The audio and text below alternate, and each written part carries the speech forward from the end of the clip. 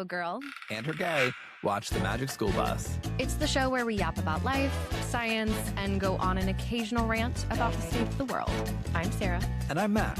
We're your hosts, and we're here to invite you to our weekly yap sesh, bring you some 90s and 2000s nostalgia, and maybe teach you a little science. Every Wednesday, we're hopping on the Magic School Bus, unpacking the science without the pressure of a pop quiz, and I'll be asking the questions I was too bored or afraid to ask in school. Curiosity leads. Chaos follows.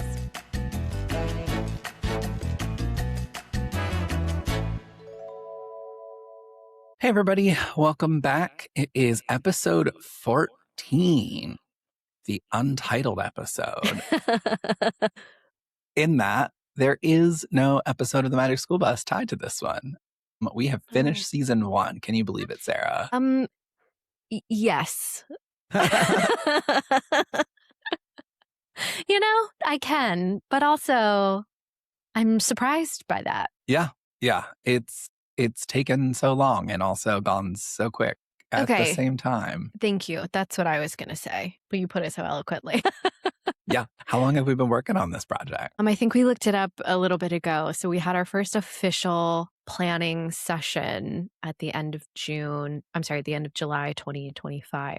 So It's basically been a year. Yeah. We actually nailed down the concept to that and executing on it. And now here we are. Here we are. And we only took one sick day. Yeah. We had the one episode that we had to skip a week. Yes. Through technical difficulties. The technical difficulties was my neurological condition. Yeah. And then we we took a little delay for but the that's celebration a national of your birth. holiday. Yeah. My birthday. Yeah.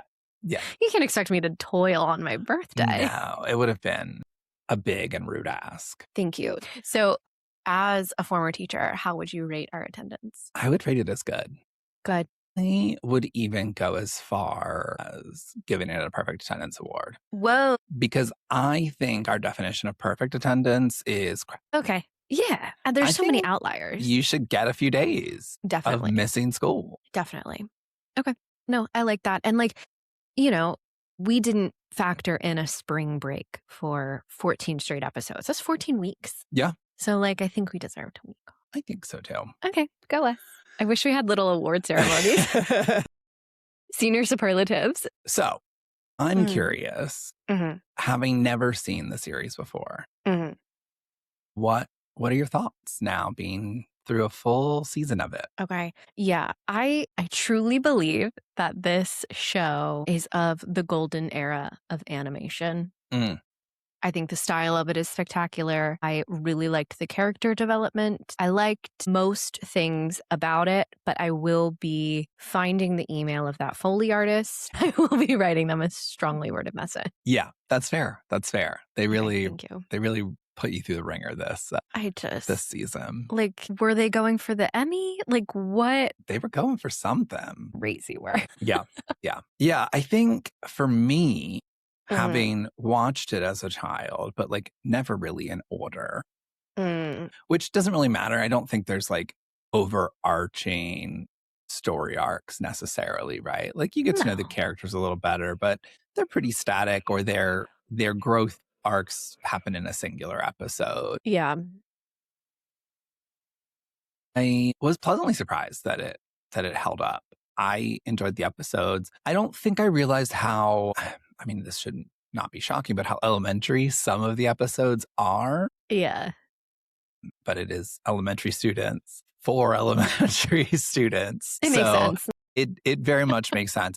But also I think that there is some depth there. Maybe not in every episode, but yeah, I think it's still valuable. I think it is a show and was a show that a parent could watch with their child and both take away something or be reminded of something that they had, learned long ago. Yeah. I think as far as the subject matter of it, there was only one or two that I really struggled with sort of expanding on because they just seemed pretty firmly elementary.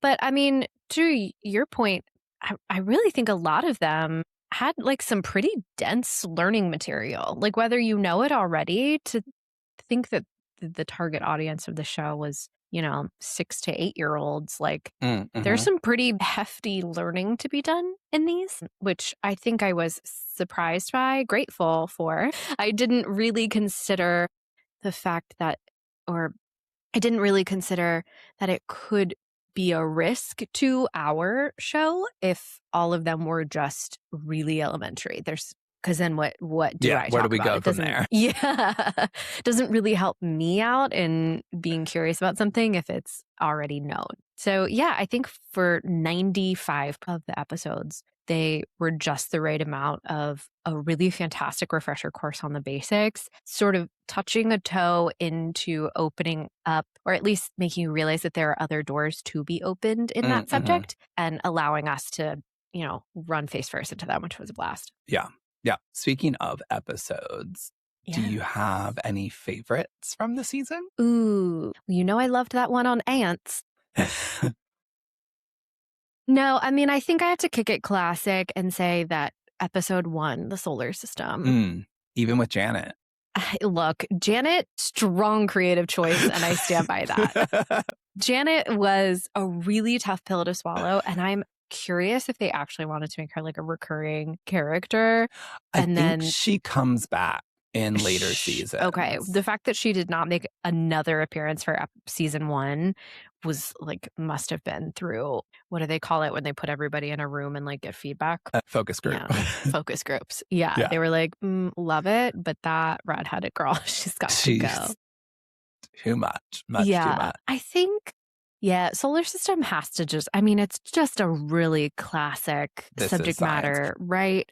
I also think it's a great first episode in really like showing off the magical capabilities of the bus. True. Outer space, 'Cause just like that. there are some occasional episodes where like the magic of the bus, other than like shrinking them, doesn't really do a whole lot.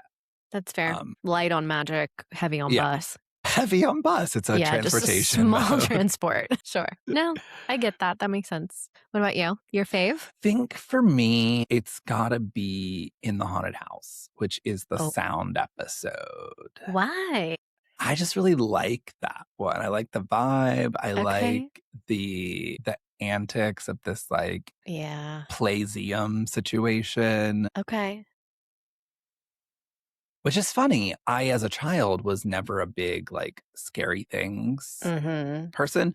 But I think that's part of why I enjoy this episode so much is it's, like, spooky, but not really scary. Yeah. There's like, there's a mystery to it. Yeah. But there's nothing, like, scary. I love Halloween. I don't like a jump scare. Yes. No, I'm just in it for the costume and the candy. Please do not try to scare me. Yeah. Ooh, I hate that. Yeah. Do you think that our conversation had anything to do with that episode becoming your favorite? Because if you'll recall, that was the episode in which we got into and the viewer didn't see it, but it was like 25 minutes long of us arguing my inability to grasp that sound moves better through a solid surface than it does air. I was like arms crossed at one point. Like, no. Did that have anything to do with why that's your favorite? I don't think so. I do think that In the Haunted House has always been one of my faves, so I don't know that anything has changed. What I also noticed about this season in particular is there's a lot of heavy hitters in this season. And that like ones that I remember pretty strongly are in this season. And I don't know if that same thing would be true, right? If we like went on to other seasons, I'm like, I remember this episode. Like, there's 4 or 5 heavy hitters from this one. Sure. So, yeah. Yeah. Did you have a least favorite episode? One that didn't really speak to you? I think least favorite. I'm going through our list. I think the one that I remember the least is probably Gets Eaten. I feel like I struggled with that one, the food chain, because I do think it was one of those just like kind of really basic things that I didn't really get super excited by. And not on you at all. I don't think that I learned a lot and was able to create a lot of like curiosity and play just from that episode alone. I couldn't even tell you like where they went, who the main character. I don't remember it at all. Sorry. No disrespect to this man. Yeah, the food chain. They went to the beach. No. Yes. No. Was that yes. the one with Bella. Tuna. No, that was Hop's Home. Yep. Okay. No, I liked Hop's Home. That was the Habitats one. Okay. Yeah. They went with the fisherwoman. Yeah. Fisherwoman. Okay. Yeah. It was fine. Yeah. I think for me, I don't know.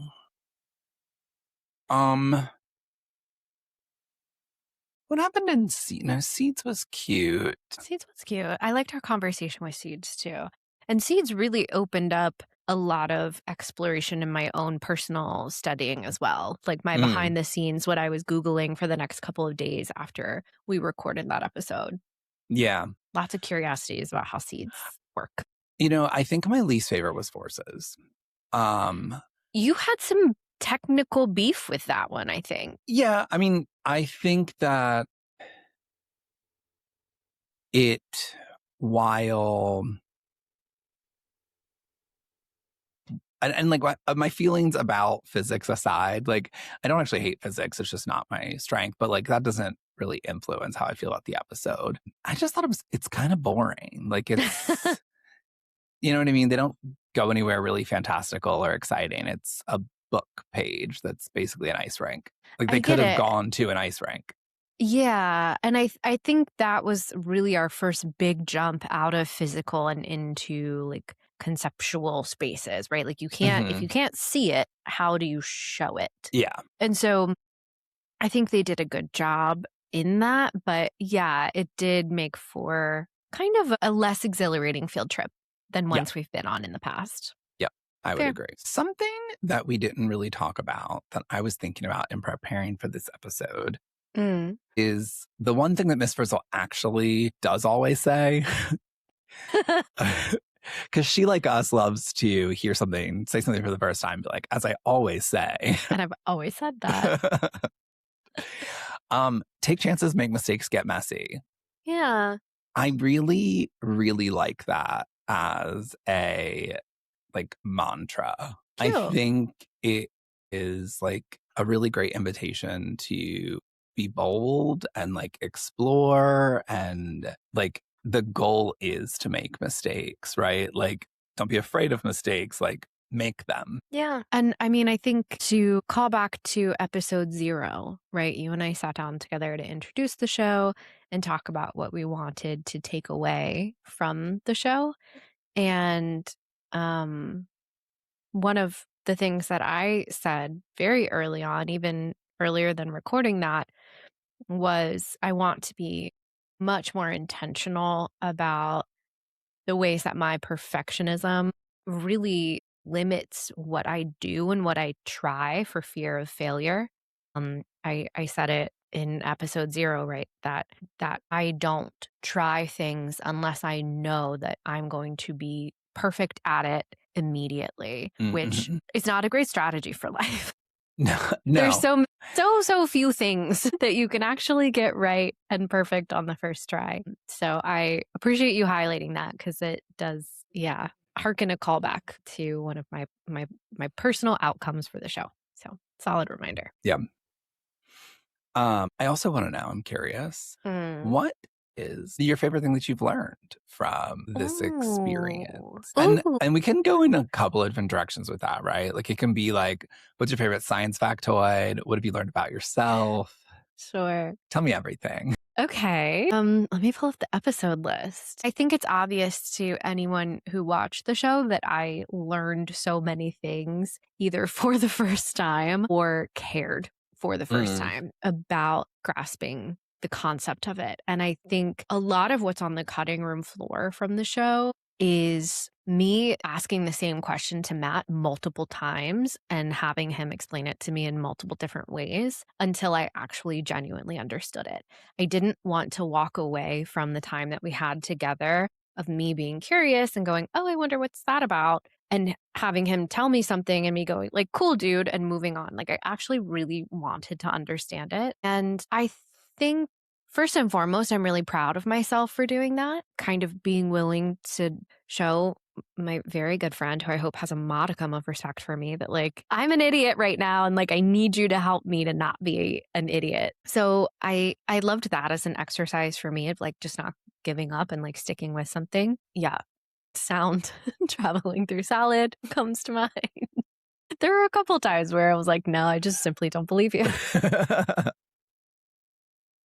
And I think also through this intensive, like I've been out of school for a really long time, and I wasn't an exceptional student by any stretch of the imagination when I was. And so I think another thing that I've learned that I'm really grateful that I've learned is how I can better connect with concepts, right? Like how I do actually learn things. And I think moving forward, as I look into, I don't know, maybe going back to school, maybe getting a certification or, an undergrad degree, finally, maybe. Like, I think this has shown me that, like, maybe I can do that. Yeah, I would challenge the narrative that you weren't a good student.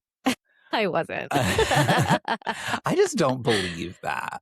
And I think maybe you didn't try to be a good student, but also and I mean, my memory is flawed because we were children, but my memories of you in school and my experiences as a teacher, you being a bad student isn't congruent with that. I wasn't like a naughty student. I just wasn't very proactive in my own learning. Sure. That's fair. And honestly, I think it is very uncommon for that to be the case, Yeah. especially with high school students. Like, Well, maybe I will leave that on the floor then, that I was a totally adequate and average student, just like 90% of the people in yeah, high I school. guess that's my other thing is like our perspectives from our own education experience is so flavored by the stories we tell ourselves and Yeah. also just like being little narcissists because we all were, whether we realized it or not, Yeah. that I think like we don't necessarily realize what's going on around us. Like, so. Yeah. I also hung out with some really exceptional people. Mm, And so I think in comparison, I'm a pretty bad student. But looking at, yeah, like my group of 5 who all went on to, be salutatorians of their class. And then there was me. And then there was like other students too. So, yeah. okay, I'll take it. No, but I also can relate, I think, to you in that, and I think this was true for you, like maybe not high school, but like school sort of came easy to you. Does that feel true? Yeah, I think the biggest pitfall for my education was it was really academically rigorous. And then when I transferred from my private school curriculum into the public school curriculum, there wasn't like a sweet spot that Mm, I found. Like the AP classes were like too much, and it was a different style of learning than I had ever experienced. sure. It was a lot more independent and like faster, I Hmm. think, where in my elementary and middle school education, it was a lot of memorization and a lot of drills versus the AP education classes that I took. It was like, here's this book, read all your shit, we'll do a test on it, and we're moving through this. And that Yeah. was like so opposite of what I had ever experienced before. And then the like standard pedestrian classes, I don't know, like Yeah. normal kid classes were not it either. Like Yeah. that was too slow, that was too fast. And so I felt like I couldn't find a good stride at all. Yeah. And then I became, I think, just like really overwhelmed and just like over it. Yeah. Yeah. I can imagine too, like having come from a fairly rigorous, like K-8 curriculum that you maybe showed up to high school a little burnout already. 100%. 100%. I do think it's interesting that we both had, I mean, other than the 4 years of high school, but for the bulk of our education, had very different experiences, but still both sort of ended up in the same boat in that, like, I also struggle to try things that I'm not immediately good at because so often, like, I was assessed based on how I was doing in school, and it came so easy to me. Like, I Yeah. didn't have to study. I just needed to show Yeah. up, listen, and do the work. And like, I got A's. And that's not everyone's experience for a variety of factors, right? Socioeconomic factors, general intelligence, what have you. But Yeah. I also think I never really learned how to learn. Same.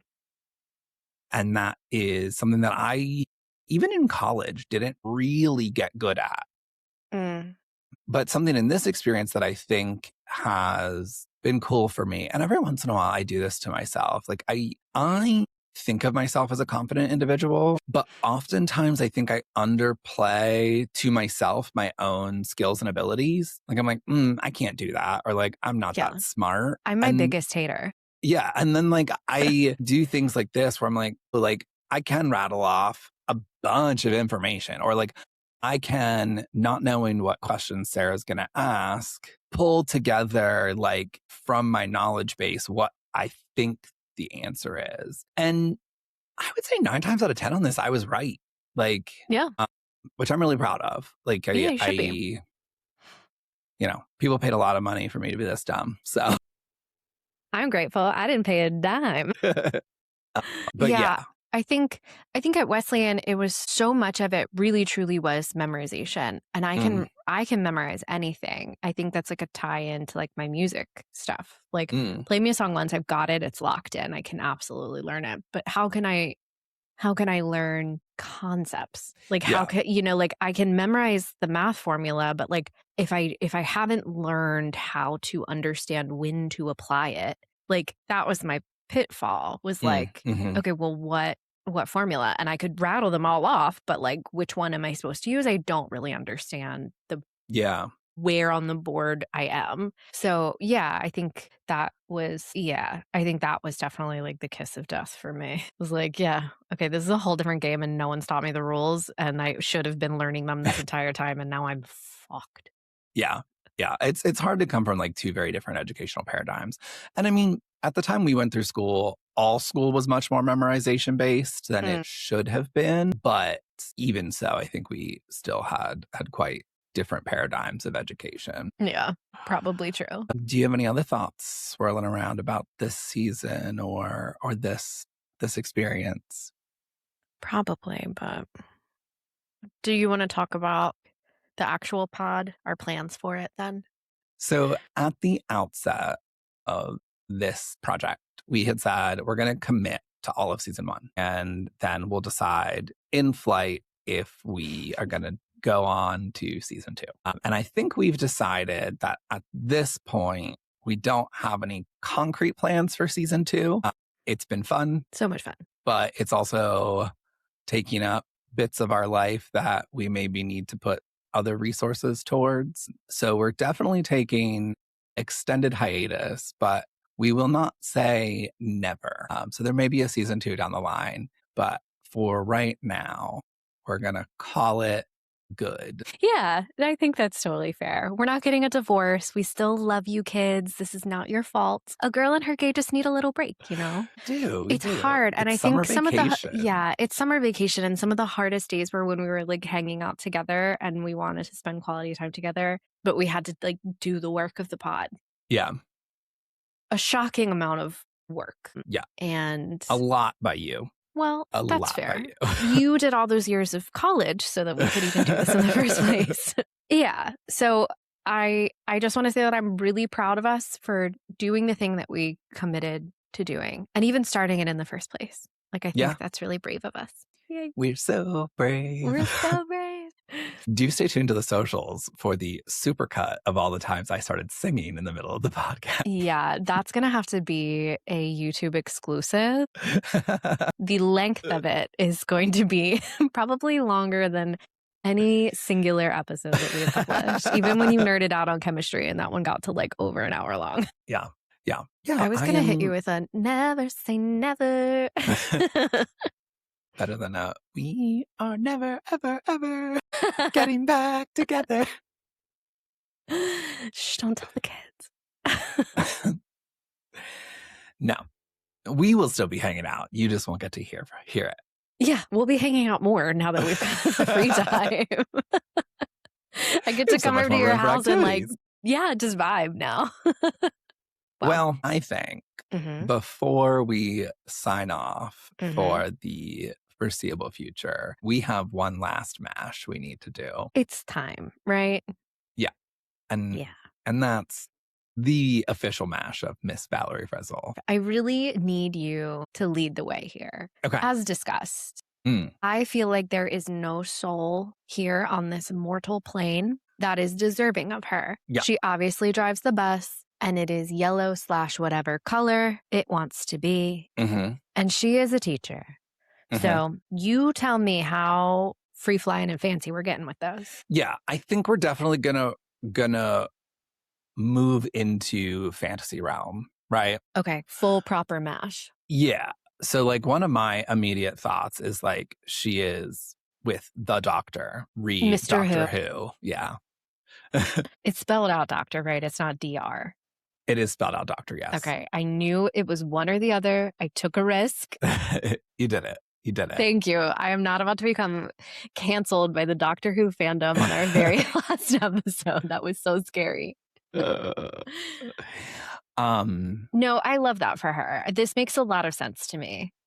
Yeah. Who else is like Doctor Who? Fantastical, magical, exciting. Yeah. Elphaba Throp. Elphaba Throp. Okay. Great. And then I think we have to give her the option to be single by choice. We've done it for so many others. Yeah, single by choice are just like continuing to play the games. Yeah. Because we've seen an episode or two where she's been a little flirty. Oh, yeah. So like single by choice, but not celibate. Yeah, I think there's love in her life, but not for any one particular individual. Okay. No, this makes sense to me. Yeah. Obviously, the TARDIS. Whoa. Like, she just upgrades to full-on TARDIS. Okay. What if she becomes the Doctor at one point? I mean, maybe she already is. Who's the ginger girl in Doctor Who? Amy Pond, perhaps? Yeah. She was not. She was a human. She was a human, but like... Yeah, she was a companion of the Doctor. Oh, that's not magical enough. Yeah. Okay. I think the DeLorean. Ooh, fun. I should probably title it V. And I mean, should we just let her keep the buff? Unless you can think of another mildly magic stretch Hummer. Yeah. No, where would she put all her students? In the stretch Hummer. They'd be popping bottles in the back. Yeah, there's a stripper pole all of a sudden. This is At no my longer old school, PG. we never had stripper poles. Okay, we're going to keep the bus. Perfect. Okay, do we just line them up? Line them up, front to back. Blue. Yeah. Uh-huh. Gray? Is the DeLorean I think the gray? DeLorean was gray. Gray, black. I feel like it's a little bit patchworky. Yeah, it was a little scuffed up. It traveled through time. Yeah. And yellow. Okay, beautiful. All right, what's Teach doing? So in the actual canonical lore of the show, she goes on to become a professor. Ooh, okay.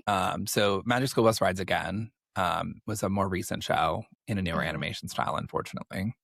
Wow. And Lily Tomlin's Miss Frizzle goes on to become a professor. Okay. But her cousin? Sometimes it's voiced both. By sister cousin. Sister cousin fucker. Hardly know her. Her sister cousin, or her sister and or cousin, I don't know. Stop talking. Comes and is she comes. Jesus Christ, Matthew. This is why we can't do more seasons, because we're never going to get through that salmon episode. I believe cousin comes and is the new Miss Frizzle, voiced by Kate McKinnon. Well, fun. So, keeping a, weird Barbie. Strong lesbian presence on the show. Beautiful. Okay. So professor, I think she could stay a teacher. Sure. Really one and the same, but there's a distinction. Yeah. And then honestly, I feel like just like global traveler, you know what I mean? Okay, you had me on the first word because I thought she was going to become leader of the free world, like really harnessing a lot of power and using it for good. But she could also be a global traveler, whatever. She becomes Dolly Parton. Dolly Parton. That's her new job. Yes. Obviously. Okay, hit me with some numbers. None again. Okay. And then 725 because we're counting all of her students are her children. Yeah. Nope. Exactly what I was thinking. Where in the world is our girl? So this is a question that I have struggled to answer the whole time. Where is this school located? It has, okay. So I was going to say it has all the seasons, but does it really? Is she just magicking controlling that? Yeah. there's like wetlands, right? Yeah, but they magic school bus traveled to those. Yeah, but like still by bus. It wasn't by magic bus. Yeah. They have, okay, let's go with the facts. They have non-distinct American accents. I didn't run the pin-pen test on them, so I can't really tell, north, south, east, west. But they are quite neutral American accents. Mm-hmm. So where's the most neutral place I can think of? My accent is trained. Yours, as discussed, is not twang. Neutral. A year? Yeah. So I was going to say the Mid-Atlantic, but... They don't feel Mid-Atlantic to me, though. They don't feel Mid-Atlantic. Like, there's something about Northern California to you? Yes, there's something about it that feels California to me. Yeah. And maybe that's probably because that's where all of the voice actors are located. Probably true. But, like, there's coast. There is. Because they go to the coast. But it's also kind of flat. There's not like... But we did go to that desert. We did. That's why I don't think we can take into account what we know from field trip destinations. I think we need to keep it local. But, right. I mean, we have, at my old school, we have Northern California, and we have... she could be anywhere else in the world. She could be on Saturn. She could be anywhere in the universe. She could be anywhere out of the universe. She could be. Pocket dimension. See. Far, far away. I love that. Yeah. I don't know how to spell galaxy, apparently. Okay, great. Perfect. Go me. Okay. That was harder than chartreuse. Oh my God. Sweating. Okay. This is a really big deal, and I feel like we need to get locked in and reverent for it. Yeah. All right. Ready? Go. Okay. Uh-oh. Oh. Oh. Oh. Oh. Congratulations. Miss Frizzle has ended up single by choice, but still doing it. She has 725 children, all of her students, and she travels around in a gray TARDIS that's parked outside of her apartment in a galaxy far, far away. Somehow, and she's assumed the mantle of Dolly Parton. This is now her life as Dolly Parton. Amazing. Honestly, I don't think I could be happier with this. Yeah. The first TARDISes that we see, like when the Doctor gets his TARDIS, they're gray. They're like a gray cylinder on the outside. So confirmed. So she's got like an OG TARDIS. She's a Time Lord. Yeah. Just as you suspected. As I suspected. You've always said this. Yeah. Wow. Wow. Well, mystery solved. Mystery solved. I'm happy for her. I am too. I also love that she's taken on the mantle of Dolly Parton. I just like to imagine that, like, she's not actually Dolly Parton. She just wears a blonde wig sometimes now. Yeah. Like, she just does, like, drag Dolly on the weekends. 20 more years, when Dolly wants to retire, she can just, like, put on the wig and the cincher and take over. Beautiful. Yeah, I think it's perfect. Oh my gosh. How far we have traveled. Pluto and back. At the very least. I'm proud of us. Yep, we did it. We did. Well, everyone, this has been A Girl and Her Gay Watch, Season 1 of The Magic School Bus. Thank you so much to everyone who has come this far with us and listened to all of our episodes. We truly, truly appreciate your time and attention. We know that it is a limited resource, and we're so happy that you're sharing it with us. And we've had so much fun doing this. And thank you, Matt, for making me a smarter person. Thank you for potting with me. Anytime. Just not next week.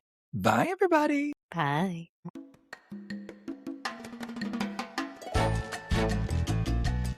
Well, that's a wrap on our Yap session for this week. If you enjoyed the episode, subscribe and share. We can be found on Instagram and TikTok at A Girl and Her Gay Watch, and on Blue Sky at The Girl and Her Gay Pod. If you'd like to get in direct contact with us to ask a question or submit a correction, send us an email at agirlandhergaywatch@gmail.com. We would love to hear from you.